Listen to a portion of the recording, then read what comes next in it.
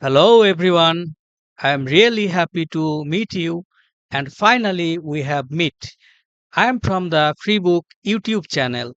Today, I am going to explain what grammar is. Grammar. Grammar is the system of rules of a language. It teaches how letters form words and how words form correct sentences.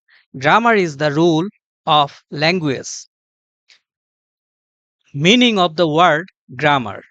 The word grammar comes from the Greek word gramma, which means letter. So, grammar begins with letter. Examples: A plus T equal at.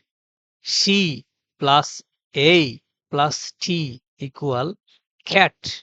Later join to make words and words join to make sentences. Thanks so much for watching my video. Don't forget to subscribe after watching.